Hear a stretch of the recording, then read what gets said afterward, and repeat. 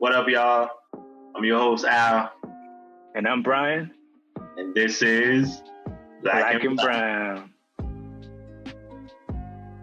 All right, if you're listening for the first time, you know, this is a show, pretty much just two friends, one black, the other brown. And we talk about anything that is anything when it comes, you know, to us being black and brown. We always try to keep it funny, chill, and real. It's been a while since I said that. We've obviously been on a hiatus. I know people have been asking us about like when you're gonna start the podcast up, when you're gonna do this again, and you know what? Stop harassing us, man. We got stuff to do. No, for real. We appreciate everybody's support, and we had some stuff changing in our lives, and a lot of things changed, and we just couldn't get back into it. But here we are, in a time that's very strange, Corona times, crazy times in the U.S., which we better talk about too. So fittingly today, we're going to be kind of looking over the topic of oppression. I put this title as Oppression, Depression. It's time for some corrections. Yes, sir. I'm gonna let Al kick it off with his question. Oh, that all rhymed. Oppression. All right, I'm done. Go ahead. Okay. All right, guys. So, I guess the question I wanted to pose is, so oppression, like who do you feel, what does it mean to you? You know, what does that mean, oppression? Yeah, well, just even chiming on that part, like the word, I think oppression is a very good word, just as like the syntax, or like, I don't know what you call it. What do you call it when you like pronounce this stuff? Just because to show that we're very smart. No, but for real, whatever it is, y'all know what I'm talking about. Right. The word oppress, right? Like, because it has the word press. Mm-hmm. To me, like, you could feel that word is what I mean to say. Like, you could feel that word. So on a very just literal sense, like if you didn't know what oppress means or oppression means, mm-hmm. like you could feel it, you know, that it's a heavy word. And I think I don't applaud much in the English language, but like in that specific scenario, I think it's a good word in describing what it is. So like oppression to me is the very root is that someone with power, right? Someone with power, and the power is important in this part, can rob you of an experience and a right that you have and you're entitled to as a human being in this world. And so when that comes to in any context, right? And in this specific context, we're probably talking about race, but when it comes to oppression, mm-hmm. is that someone has to be in power to rob you of some human experience of mm-hmm. which you're entitled to. And mm-hmm. that to me is my definition. We could look up the definition since we in Corona times, I'm on computer anyways. Yeah, well, we just going by what it means to us. You know what I'm saying? Like what face does he have? And I definitely agree with you. I mean, for me, in order to have oppression, you have to have a strong and a weak. You know what I mean? Like it's always this dichotomy of two elements, right? And opposite elements at that. So, oppression to me means obviously a lot of different things. And I just want to use, one of the great Black leaders, whether you agree with him or not, as far as his impact, was Elijah Muhammad, and I'll paraphrase him. But he used to say, whomever's in charge of my hell is my devil, right? Mm-hmm. So, you know what I'm saying? And like that means something. That's heavy. So our oppressors don't all have to look alike. Sometimes it may be to the same source, but they don't all have to look alike. So, obviously here you have communities who are being brutalized by the police, right? And to them, the oppressor is the police officer with that uniform and the badge. But deep down is the police or the police station or the police system. Or really, the justice system, yeah. The justice system. Is that really the greatest oppressor? I'll say no, because the people who are in charge of, pharmaceutical products and the people who make sure that they redline their neighborhoods. You know what I'm saying? Whether it's for gerrymandering or whatever the case may be. Districts. School districts, you name it, right? So people do that for multiple different reasons. But for me, those are the real oppressors. And obviously, we talked about this. There is the face of racism, and there is the essence of racism. And I think the essence of racism and the butt of racism, right? Hey, go ahead. But the essence of racism is that overwhelming majority of what people go through, right? And then the face of racism is at least what it represents. So I always tell my folks, you got to kind of be careful looking at these, when we think about racism, we think of these backward people who live in, and I don't want to name any states because we might have fans in these states, but you know what I mean? These backward states.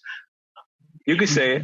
Sit there and hate Negroes, and no, that's the face of racism. These people don't have any power. The people that you need to be afraid of is the people in these banks who make sure that you don't have access to loans and who deprive you of economic, economic opportunities. Though to me, that's the essence of racism, and they don't have to be scary. For sure. Most of the time they very friendly looking, right, with a suit and a tie on, and may tell you that they love you, and may tell you, oh, vote for me, or come to my bank, or whatever the case may be. So to me, we have to be aware of who we're dealing with. I think that America, for so long, Black people have been fighting not just to be recognized, but fighting to appeal to the good consciousness of racism. The problem is, though, racism does not have one, right? These people, very true. And let's just call it the white folks, the idea of whiteness that happens in this country. And obviously, this is not my thesis, but this is James Baldwin's thesis. He says that Europeans who come to America adhere to this idea of whiteness that stops them from not just seeing, but understanding the humanity of others, which is true. I take it a little further. I think it started in the 1500s when Europeans realized that they could have gone to these other parts of the world. All they had to do was be white. So before that, obviously, and even now, when you go to Europe, the French understand that he's French. The British understand that he's British, the Germans, so on and so forth. But what happens is, once they leave Europe or they got to deal with these other people around the world, all of that gets taken away. So that sense of you belong to a tribe, to or whatever, that gets taken away and they just become white. The idea of whiteness, which is superior to everybody else. And obviously, up until the 19th century, 20th century, really, early 20th century, that cost people their lives. You know what I mean? And it's like you can go to a place and say, I discovered this place. So what happened?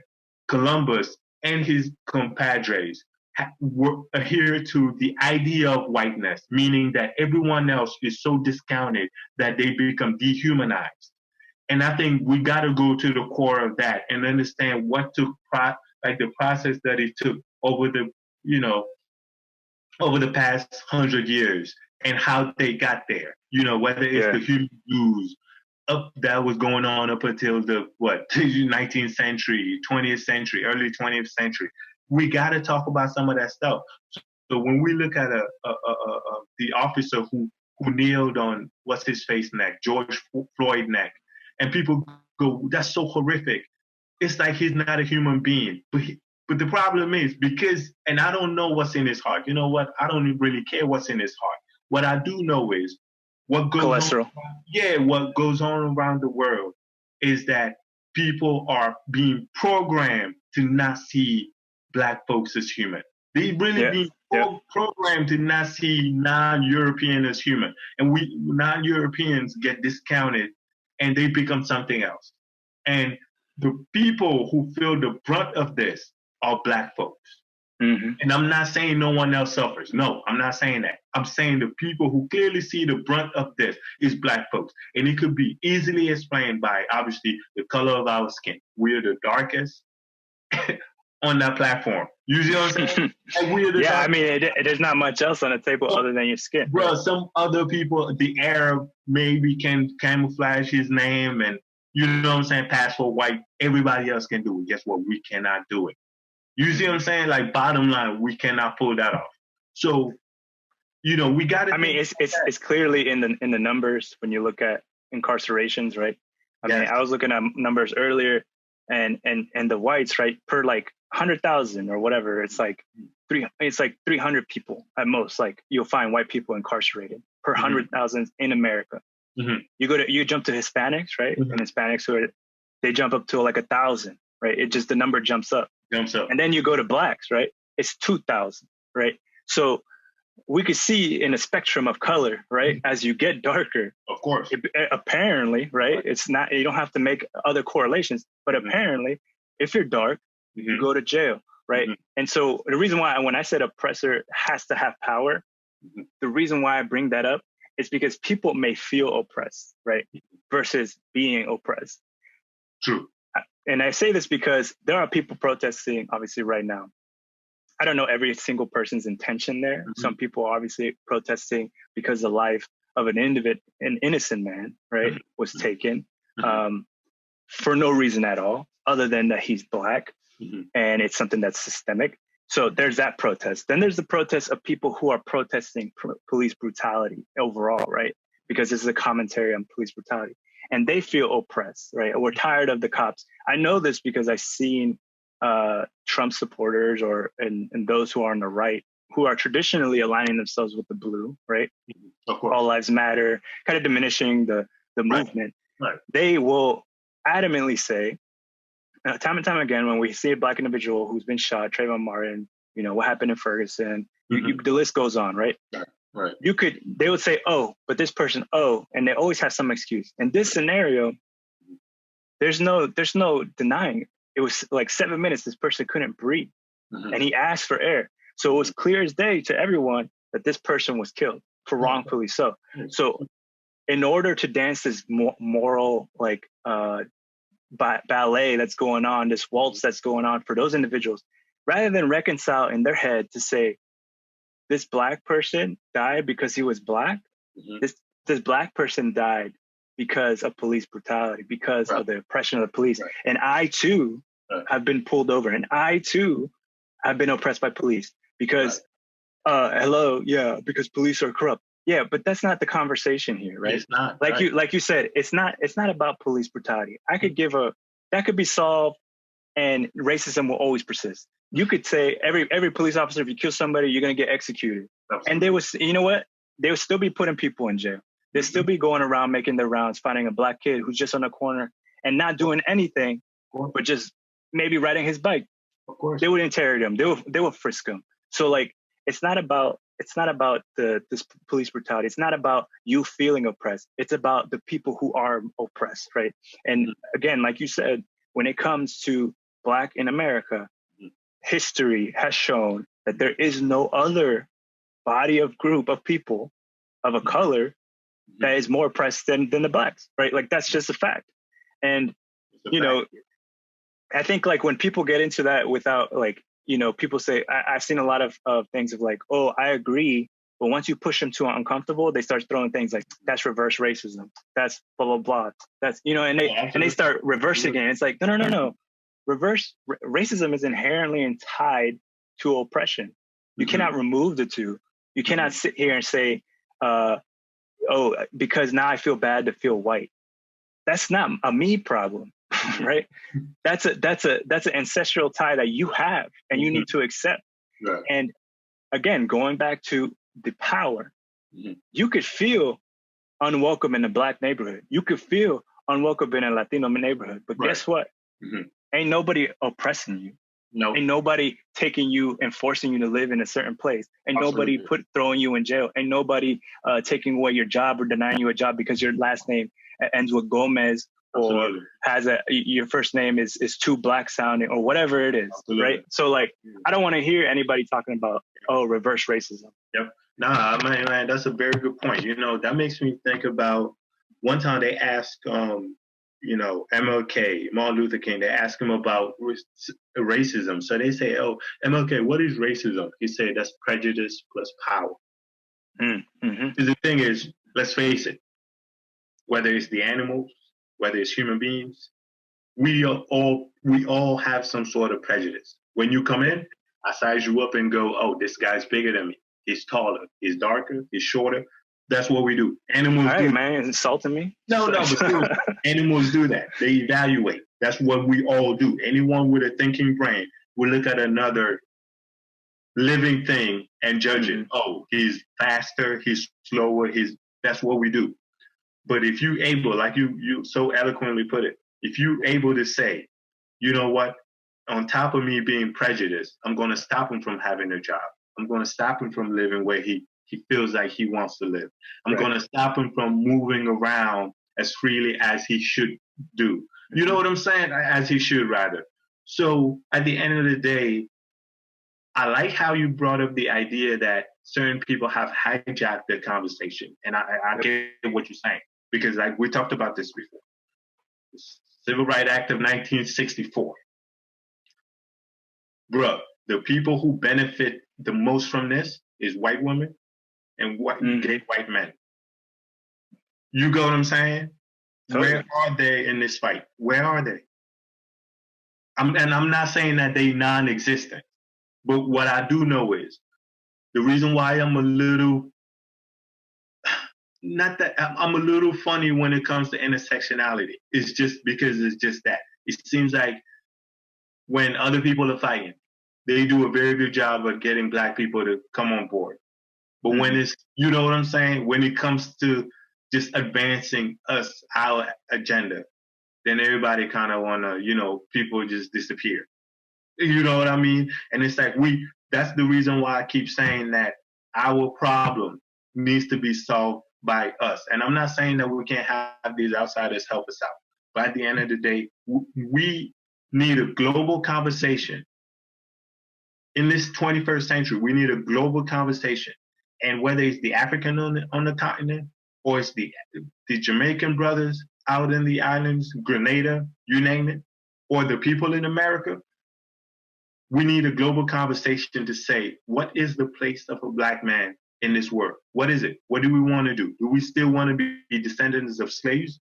That is just recent history. Or do we go back to where we should be, which is human, you know what I'm saying, as human as possible. Just human beings, period. But I think that the Black man needs to answer that, Black man and Black woman. I mean, Black, like, us as a population. But we need to sit back and say, what is the place of a Black man in this 21st century? Who do we want to be? Are we going to be what we've been in the past 100 years where, obviously we all know what happened? Or do we need a new definition, a redefinition rather, of what the Black man should be? Yeah, I think until that happens, bro, we always going to have these issues. We always going to have these issues. Yeah, and I think that, like you said, that's further exacerbated when you talk about Black in America, right?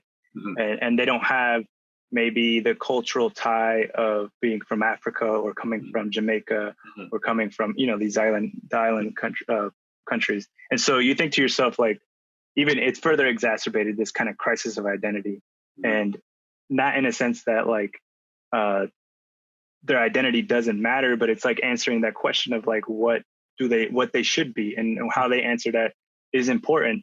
The other aspect of that is like is what I've shared with you before when we talk about like immigration issues or anything like that. I've said it time and time again. Like obviously the protests, I'm for them. Like I get the whole sentiment, but you've mentioned before, like what's the end? What's the plan here? Like how are we going to get there? And part of this is like sitting at the table, right?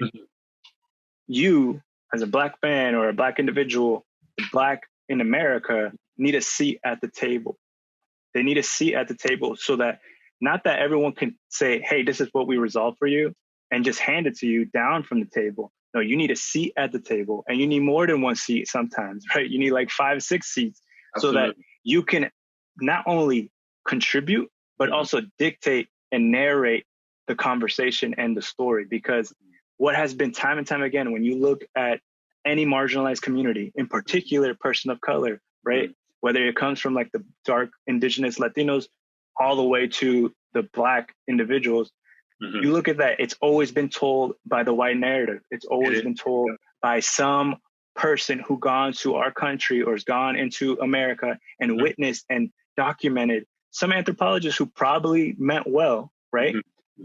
Susan whatever, right? Her name is, and she documents and writes this award-winning paper about our problems. But no one ever asked the question, what do you think about your problems? No one ever asked, how does Black America think they need it? Absolutely. It's the whole idea of like, I'm going to send the refugees, I'm going to send them shoes. Sure, the notion is nice, but what if they're hungry? Right.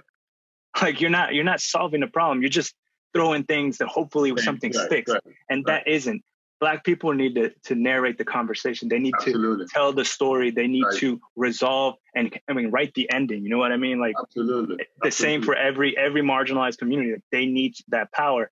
And in this particular moment, Black people have and always have needed that position of power to be seated at the table. No, absolutely, man. I'm 100% with you. You know, I went to France. Last time I went to France was 2017. And I remember I had this conversation with this person.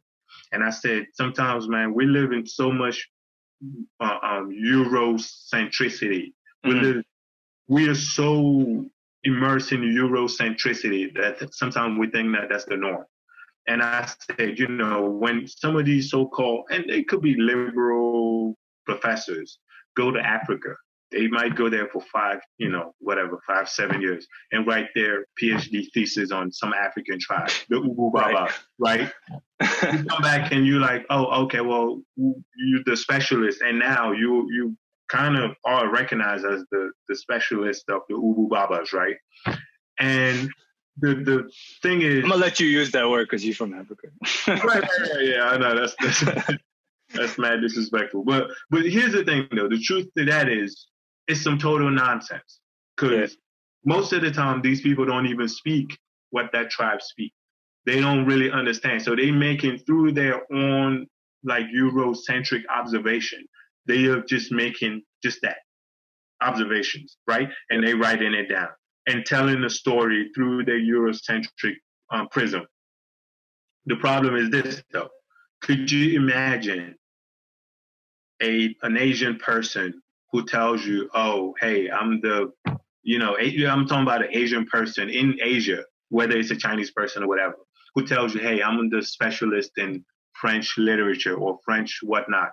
The first thing they will ask you is, do you speak French? If you don't, then you will completely disqualify from that conversation, right? Because you cannot possibly be a French literature or a specialist in anything French and you don't speak the language. Because the first thing they will tell you is, well, then how do you understand the nuances of these cultures, right? But see, that's the thing. It's that Eurocentric thing that we're living in, that only whiteness counts. Everybody else gets so discounted that, oh, what did you do for them? Oh, you just want to observe them for 6 months? Okay, good enough. Yeah, you can describe this Amazonian tribe or this African tribe or whatever. But that's what I'm saying. We got to go back to saying, you know what? No, enough already.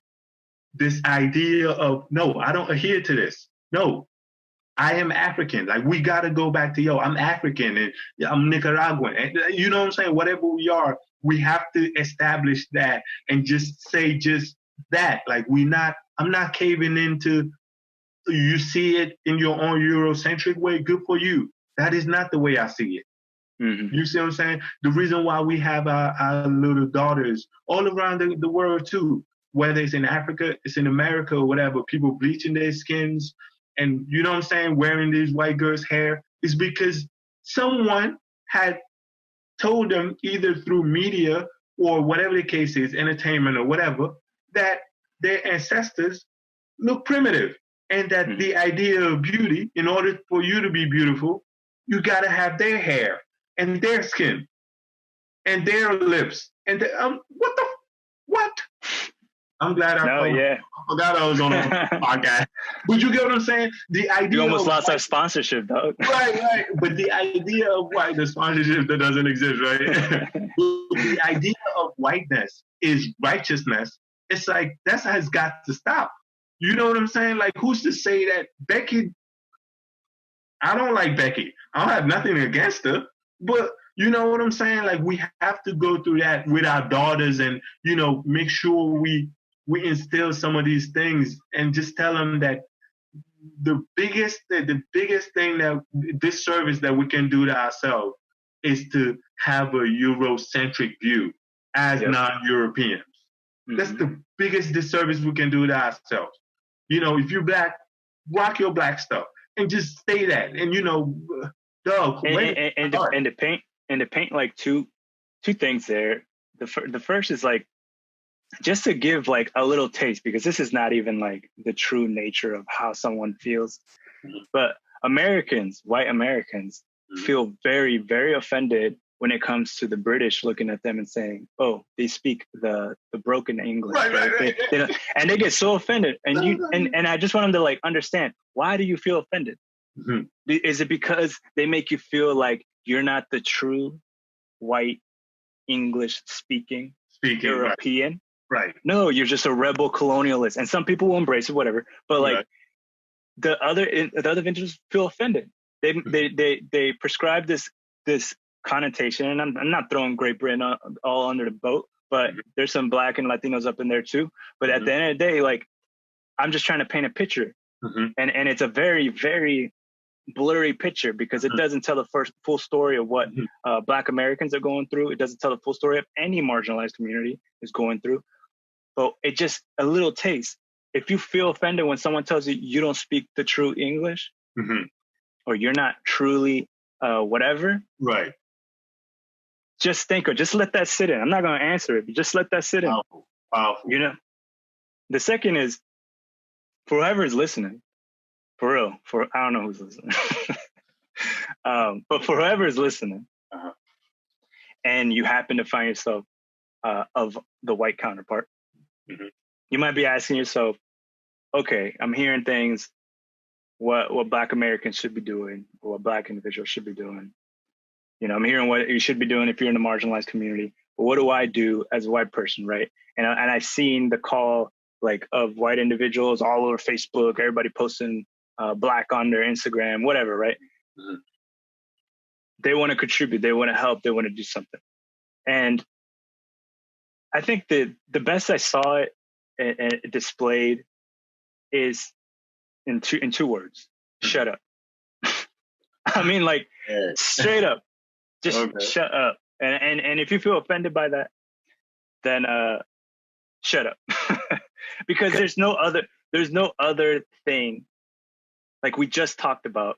Right. An anthropologist, white scholar, goes to a country, observes like a whole 2-3 months, and all of a sudden writes a thesis on why an African tribe or an African city or a community in Baltimore or a community in New York or whatever, right? Mm-hmm. And why they are the way they are. Mm-hmm.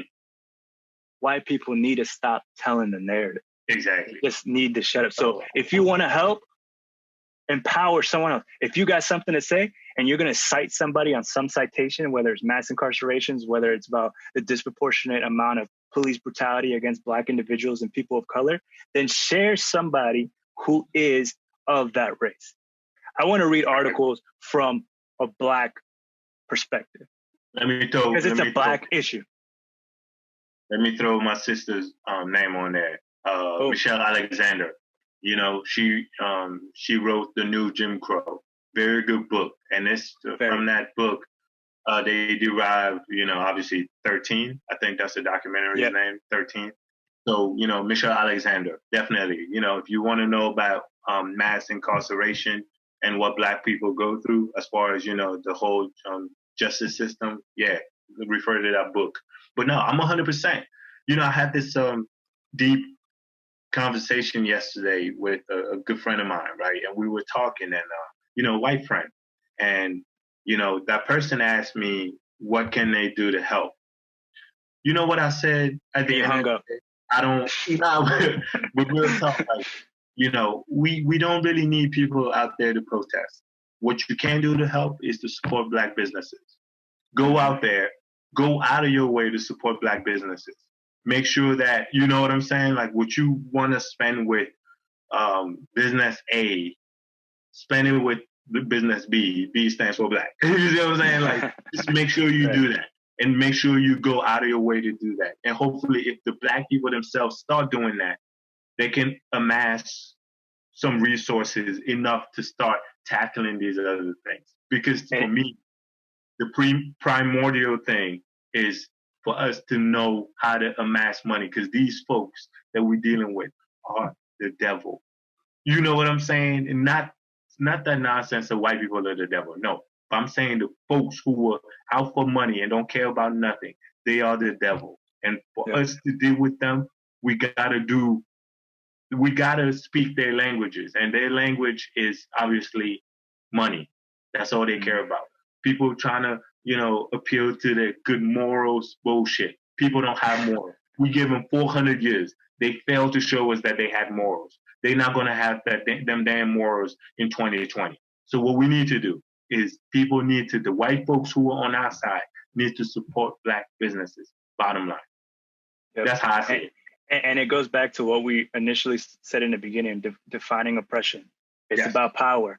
Yes. And we, Black Americans, Latinos, whomever you're talking about, immigrants, the sad truth, and you may not like what I'm going to say, we have no power. And that's a problem. Very true. And I don't mean that we don't have a voice. We're not sitting here. But how long have we been protesting? Do people hear us? Or are we just talking to preach to the choir, right? The problem is, like you said, it's about money, and money is about power. And if we can amass, and people say, like I told you, they burned down Black Wall Street. Yes, they did. They did, right? But I also think like that can't be the discouragement. That can't be the end. No. We gotta keep pushing, because that's, my fiance told me, like that is what they want, right? Yes. They want you to feel discouraged. They want you to feel diminished. They want you to give up. And we can't. We got to keep pushing, and we got to invest in our communities. We got to invest in our people. And if you're white and you have the power and the privilege, spend, empower, help, bring up. That's what you can do. That's going to help, because when we're seen and when we're heard, and particularly if you're Black and seen and heard, right? Absolutely. That's going to help influence the ticker at the top. And I mean that because we all know politicians are getting their money fed in their pockets, right? And who's funding those money is these white-owned businesses with their specific agenda. Right. Like you mentioned, pharmaceuticals, when it comes to housing, when it comes to banking, when it comes to schools, when it comes to any of these things. Absolutely. We're talking about people with power influencing how that power is distributed. And so if the money is the power, empower the communities, and then you will see Black people will come with their own answers, because they have the power to sit at the table, because they have the money. You know what I mean? Yeah, absolutely. I mean, you come to a negotiating table and you don't have any chips. You know what I'm saying? And that's just what it is right now. We have the illusion of having chips, but it's not true. You talk about a casino? Right. But just like, you Doritos, I brought Doritos to the table. Oh, go ahead. But you know what I'm saying? Like, we don't have any resources to put on the table to say, you know what? If you guys don't do what I like, then I'll take back my resources. Right. What do we have? We have nothing. Like, Black people are 13% of the U.S. population, and they own like 0.0 something percent. Like, that's unacceptable. Can I rephrase that right quick? Like, about it's not that me and you are saying we have nothing. It's that the stuff that we have has been appropriated and sold, right? Well, Black culture, appropriated, sold. You look at Latino culture when it comes to our food, appropriated and sold. And that's because, like you said, we don't have the negotiating power, because time and time again, some white person was like, hey, I want to invest in your company, or I want to invest in your food. And all of a sudden they're the owner. And I'm over here working like a fool, right? Yeah. Oh, absolutely. They're making the money. Absolutely. So yeah, go ahead. I didn't mean to cut you off. No. Very good point. That makes me want to, one time I actually thought about, and I believe we talked about this before. Can you imagine if everything that hip hop produced were going through Black people's hands? Bro, Black people have been time and times again creating the opportunity to dig them out of the hole so many times, like jazz, hip hop. I mean, you name it, even the culture, R&B. If we had total autonomy of these, you know what I'm saying, of these entities, it would have gotten us out of oppression a long time ago. If every single CD that was sold went to a black pocket, you know what I'm saying? Every single concert ticket that was sold went to a black pocket. I'm telling you, we would have came out of would have come out of oppression. But once again, it's just that we keep missing out on this because we're looking at this and racism as a social issue. It's not a social issue. It's an economic issue. But I understand, but the system, the essence of racism itself, racism is nothing but a apparatus, and it's an apparatus for an economic plan. And unless we have an economic plan, we are not getting out of this. We just not. And people are out here trying to fight for the right to. I don't care about these rights. Give me money, and I'm gonna tell you what. You know what I'm saying? Like, nah, don't give me money. I mean, then I can ideological. Yeah, in an ideological way. Yeah, you could again. How many? I mean, we have the doctrine of or the Declaration of Human Rights, right? Mm-hmm. It's written out. USA violates a bunch of them. Oh yeah, of course. As well as many other countries, right? Every day. So ideologies are not are simply that. They're just ideologies. Exactly. And in an ideal world, obviously, those are the things we want to hold and adhere people to. Right. I would say that yes, I agree with holding people accountable. Holding them against a standard of a higher ideology of what a human being and the dignity of a human being is entitled to. Mm-hmm. But like you said, the way the world works, right? Yes. The way the world works is very different than what's written on paper. Absolutely. You read the history book, and a prime example, you read history books, that isn't the story of the world.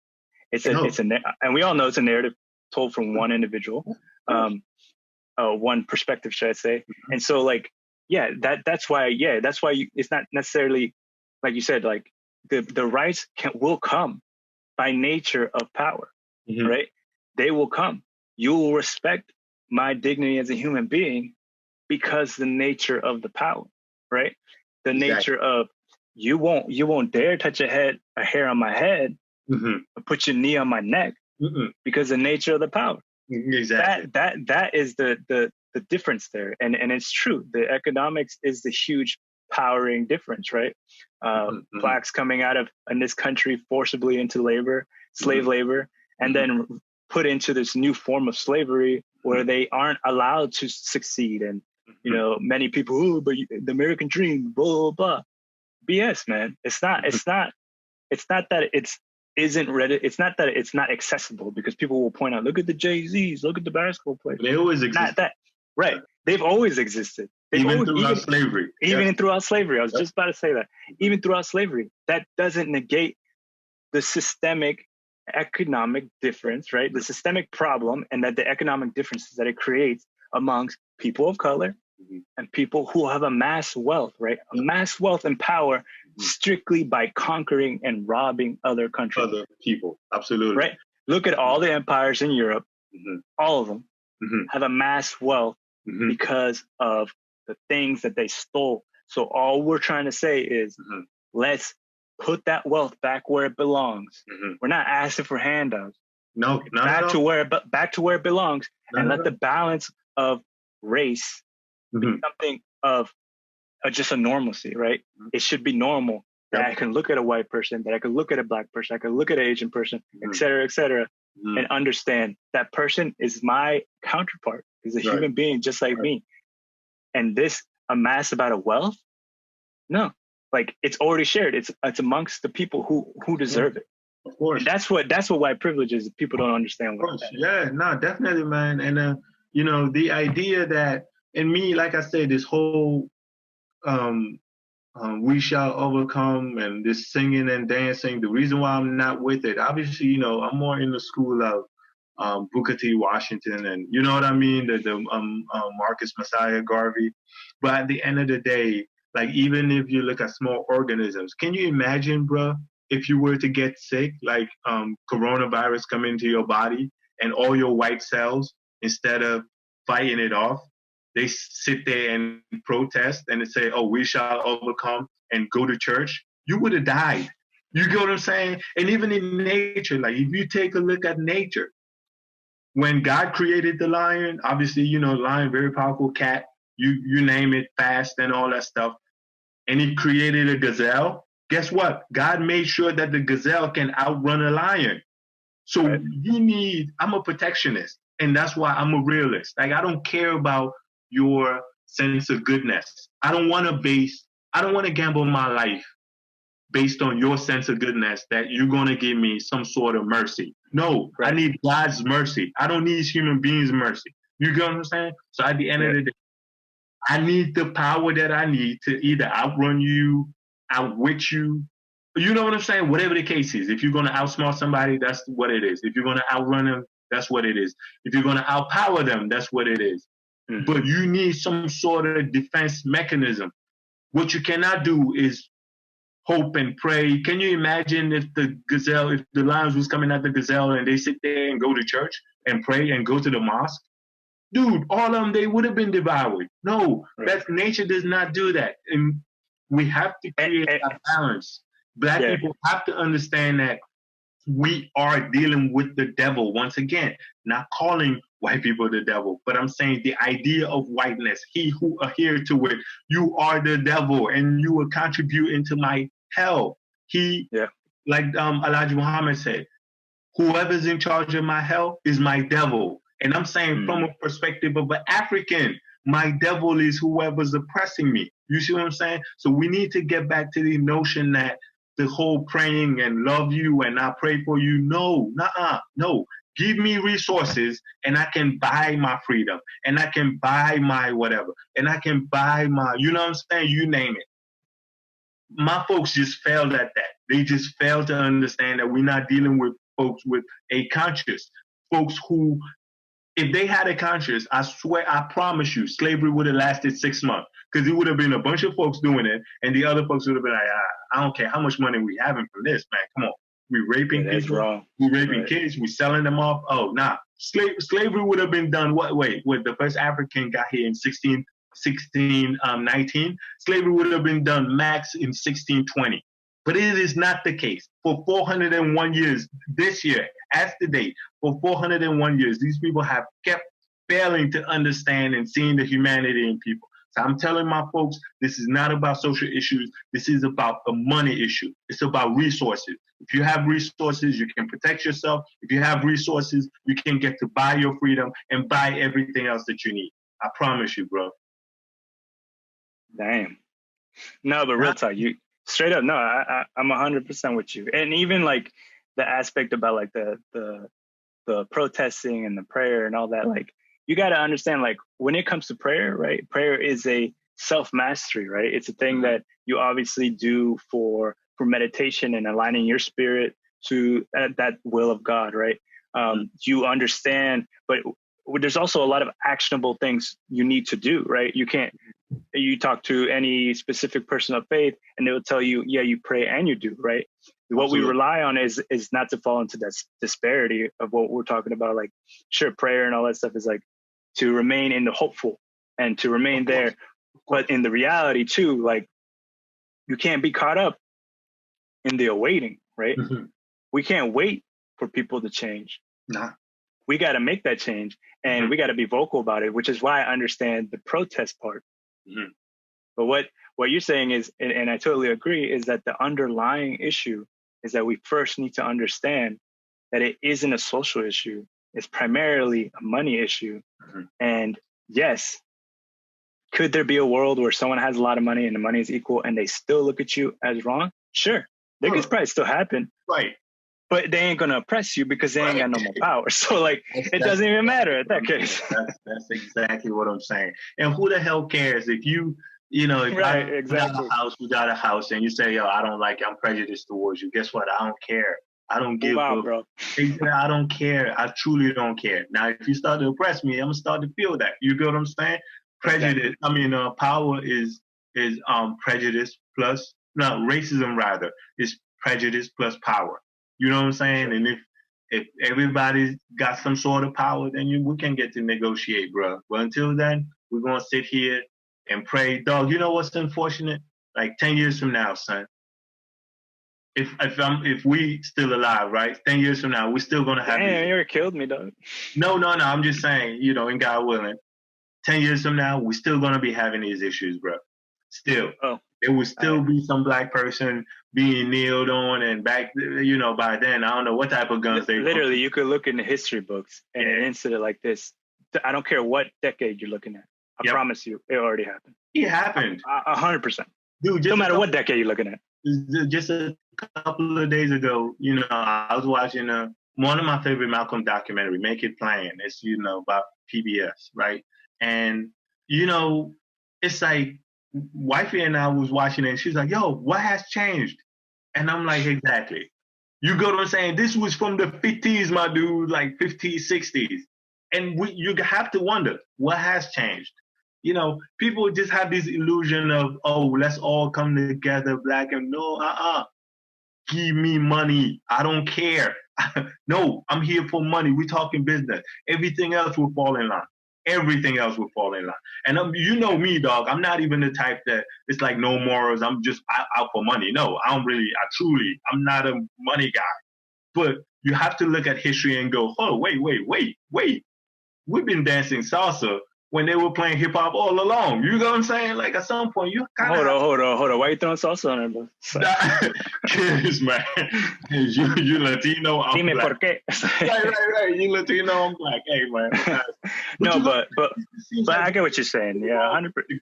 People out here trying to protest for human rights and everybody who would like me. I don't care about liking me. Give me money. Everything else will fall in line. I'm gonna buy all the rest of that stuff. I buy it out, man. And it's like, I had this conversation with my fiance, and just the other day, like, I mean, I've told you, like, I've tried to reconcile in the past, trying to be more at peace and trying to strive and work towards there. Because I recognize, like I've said always, is that as much as I don't want to admit it, I have to work with white people because they have a mass amount of power. And it's not so much that I want to, is that I know that's where the power's at. And so, like, the other aspect of that is like, but I'm also cognitively aware, like, that nothing's changed, bro. Like, nothing.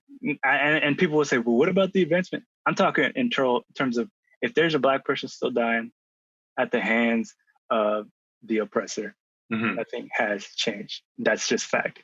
And when I look at the system and when I look at everything, like I told you this analogy earlier, if you have a virus on your computer and you leave it running for a while and it's pervasive and it changes all your files and your systems and all that stuff, first of all, you need to stop going to those websites. No, I'm just you go to all the, like, all that happens to your computer.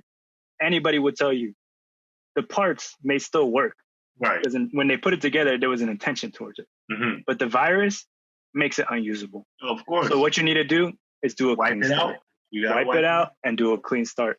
Absolutely. And take that analogy or however you want to interpret it. I'm not advocating for violence. I'm not saying anything otherwise. But the reality is that the system, we can replace pieces of it, but the virus will fill that void back in. Absolutely. Unless we say, clean start, bro. All the time. Clean start. The system needs to be like that. The people who are concerned, people need to, to me, it's not even more so dismantling because there's some, you have to admire whether, how long it stood the test of time, even though, it could be, it's an oppressive system and whatnot. But what it is that there's some stuff that in any system, there's some stuff that you can learn and stuff that you cannot, you know what I'm saying? You have to omit. What I think is that if we want to have anything serious, we're going to need to sit down and start from, obviously, like you said, go back to the drawing boards and have people who don't look like each other sit down and say, okay, cool. All right, you know what? This is beneficial to you. But that's not gonna work for me and my people. You know what I'm saying? Like, which one of them 55 dudes look like you or me? Which one of them? None. You know what I'm saying? None. And it's like, what are we doing here? It's you have to wonder. You have to wonder. It is what it is, man. It is what it is. It is what it is, man. But you know, like I said, the good white folks out there, I know they exist because I've got some friends that truly are. If y'all want to help support Black businesses, we don't want your pity. I don't need no hugs. Support Black businesses. Go out there and give your money to Black businesses. And even if it's hard, try to, you know, do as much as you can to go out of your way to give to support Black businesses. That's how change is gonna come about. You know, we don't need hugs. We don't need you to cry for us. None of that stuff. You know. And to echo that, like, yeah, and just if you're on the online presence and you're not going out during this coronavirus, like look and find Black individuals, whether they're reporters, they're doctors, they're, you know, people who are of the community, and just let that voice be heard.